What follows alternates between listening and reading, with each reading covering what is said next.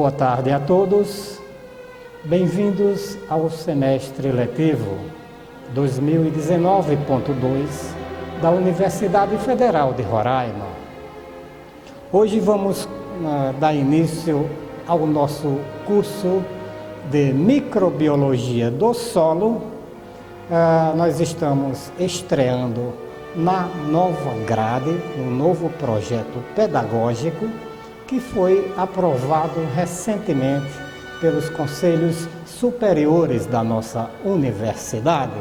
Então, este vai ser o primeiro semestre da disciplina Microbiologia do Solo. E hoje, como é comum, como já é uma tradição nos cursos que eu ministro, eu vou começar com a história da microbiologia do solo. Na segunda metade do século XIX, duas façanhas científicas abalaram os alicerces dos conhecimentos estabelecidos até então, dando início a uma nova era de avanços na ciência da microbiologia. A primeira façanha foi a derrocada da teoria da geração espontânea da vida, e a segunda, a comprovação definitiva da origem microbiana das doenças. Em meados do século III a.C., o filósofo grego Aristóteles descreveu no livro Animalia a essência da teoria da geração espontânea da vida. Assim como com os animais, alguns surgem de animais parentais, de acordo com sua espécie, ao passo que outros crescem espontaneamente, e não a partir de ascendência parentada. Nesses casos de geração espontânea, alguns vêm de terra ou matéria vegetal em putrefação, como ocorre com vários insetos, enquanto outros são espontaneamente gerados dentro de animais a partir das secreções de seus vários órgãos. O mito da geração espontânea foi considerado uma verdade quase absoluta, não só no meio das pessoas simples, mas também nas universidades e academias por mais de 2000 anos. A partir do século XIII e principalmente no século XIX, as pesquisas contestando esta teoria se multiplicaram em profusão. Mesmo assim, a teoria da geração espontânea sobrevivia, sendo defendida por muitos cientistas, entre os quais citamos o genial cientista alemão Justus von Liebig. Finalmente, em 1856, com um experimento extremamente simples, o francês Louis Pasteur demoliu definitivamente a teoria da geração espontânea. Pasteur colocou em 2 balões volumétricos um meio de cultura para micro-organismos. Um dos balões, contudo, tinha o gargalo entortado na forma de pescoço de cisne. Os 2 balões foram dispostos em uma bancada, nas condições normais de temperatura e pressão. No balão volumétrico com gargalo normal, logo surgiram sinais de proliferação de micro-organismos. No balão com gargalo na forma de pescoço de cisne, contudo, não houve sinal de vida durante longo tempo. Com esse experimento, Pasteur demonstrou que micro-organismos como fungos e bactérias estavam suspensos no ar, contaminando o caldo de carne do balão normal.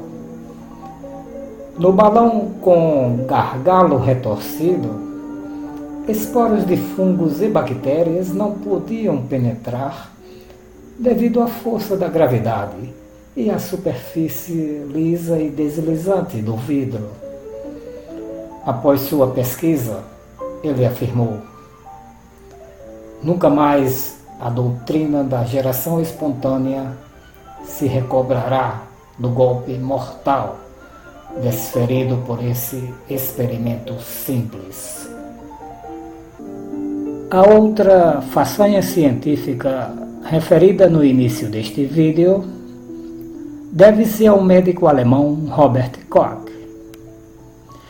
Em 1876, estudando uma doença que estava dizimando os animais de criação na Alemanha, o antrax, ele comprovou que uma bactéria, o Bacillus anthracis, era a causadora da doença, estabelecendo assim os seus famosos postulados, que até hoje são um guia para associar o surgimento de doenças em animais a micro-organismos. Isto abriu caminho para inúmeros avanços na microbiologia geral, agrícola e do solo.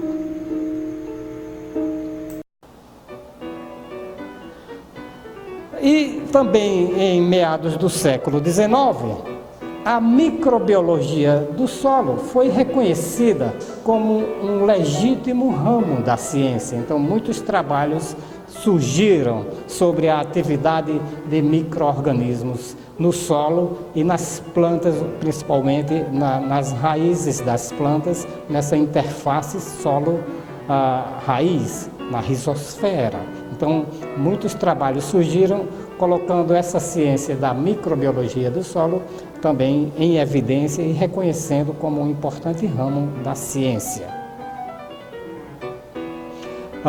No final do século XIX, nós tivemos um notável avanço na descoberta da fixação biológica do nitrogênio, com os trabalhos de Hellriegel e Wilfart, dois cientistas alemães.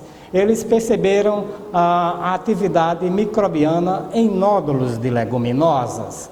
Então, eles observaram que as plantas dessa família leguminosa apresentavam estruturas esféricas, como essas aqui, e aqui havia muita atividade microbiana de bactérias, fixando o nitrogênio atmosférico. Então, a nutrição das plantas, na verdade, em termos de nitrogênio, era de responsabilidade dessas bactérias trabalhando nesses nódulos. Então, também isso foi um fato muito importante que marcou também a evolução dessa ciência microbiologia do solo. Mas quem descobriu essas bactérias, quem isolou e cultivou em laboratório, foi o grande cientista holandês Martinus Beijerinck. Então, ele foi o primeiro homem a isolar bactérias fixadoras de nitrogênio em nódulos de leguminosas. Então, bactérias que foram depois isoladas e visualizadas e identificadas e, inclusive, foram dados nomes a essas bactérias. O Beijerinck chamou de Bacillus radicicola, ou seja, uma bactéria na forma cilíndrica, vivendo nas raízes das plantas. Posteriormente, essas bactérias ganharam um novo nome, Rhizobium leguminosarum, que é válido até hoje. Aqui temos outras contribuições desse grande cientista holandês, o Martinus Beijerinck. Ele foi pioneiro nos estudos de ecologia microbiana do solo, isolou os agentes da fixação não simbiótica do nitrogênio atmosférico, explicou a ciclagem de enxofre no solo, a ciclagem biogeoquímica de outros elementos essenciais, destacando o papel dos micro-organismos, comprovou a ubiquidade dos micro-organismos no planeta e descobriu o vírus, estudando uma doença no tabaco. Então ele chamou o vírus do mosaico do tabaco. Por isso ele é considerado o pai da virologia. Também no final do século XIX, início do século XX, temos outros cientistas que prestaram grandes contribuições para a microbiologia do solo. Destacamos aqui a grande contribuição do cientista russo chamado Sergei Vinogradsky. Então ele fez muitas descobertas, deixou muitas coisas aí que contribuíram para o avanço desta ciência, como a descoberta da fixação assimbiótica do nitrogênio atmosférico. Então ele mostrou que não eram apenas micro-organismos simbióticos que faziam a fixação do nitrogênio ali nos nódulos das plantas leguminosas. Então ele mostrou que muitos micro-organismos de vida livre também faziam esse processo da transformação do N2 atmosférico em amônia, que é uma forma utilizada pelas plantas superiores. Então ele mostrou que não era uma exclusividade das bactérias nos nódulos, e sim era uma coisa mais universal. Muitas bactérias faziam isso, e ele isolou várias dessas bactérias, mostrando esse processo de vida livre também. Um outro evento do ciclo do nitrogênio, que também foi estudado e definido aí pelo Vinogradsky, foi o processo importantíssimo da nitrificação, ou seja, a transformação do amônio em nitrato, um evento crucial no ciclo do nitrogênio.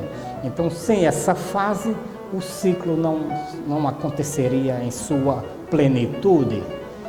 Então ele mostrou que muitos micro-organismos, principalmente bactérias, eram os responsáveis por este importantíssimo processo. E esses micro-organismos, na verdade, ele chamou de quimioautotróficos, ou seja, eles faziam uma espécie de redução do carbono de forma autotrófica. Nós vamos ainda falar sobre isso no decorrer do nosso curso. Então ele lançou o conceito de quimioautotrofia, e isso também foi muito importante para a evolução da microbiologia do solo. E o importantíssimo processo da desnitrificação, ou seja, ele mostrou que em determinadas condições, principalmente na ausência de oxigênio, muitos micro-organismos transformavam o nitrato recém-formado em nitrogênio gasoso outra vez, ou seja, ele mostrou que esses micro-organismos davam continuidade ao ciclo, porque devolviam o nitrogênio à atmosfera. Então, todos esses eventos, na verdade, contribuíram para elucidar definitivamente o ciclo do nitrogênio na natureza. Aqui, outras contribuições do Vinogradsky. Então, inclusive, devido ao seu trabalho, ao seu legado para esta ciência, ele é considerado o pai da microbiologia do solo. Então ele também desenvolveu um modelo para crescimento de bactérias anaeróbias, fototróficas e microaerofílicas. Descreveu a oxidação microbiana de compostos de enxofre e de ferro e elucidou o processo como eu já falei, da fixação anaeróbica do nitrogênio atmosférico e explicou também os processos de redução do nitrato e do nitrogênio atmosférico, isolou e descreveu bactérias nitrificantes no solo. Então foram muitas contribuições deste importante cientista russo para a microbiologia do solo. Bom, então, como eu já enfatizei algumas vezes, devido a esses trabalhos, não só do Bajerink, mas do Vinogradsky, mas de muitos outros cientistas, hoje nós temos um entendimento bastante completo aí do comportamento do ciclo do nitrogênio na natureza.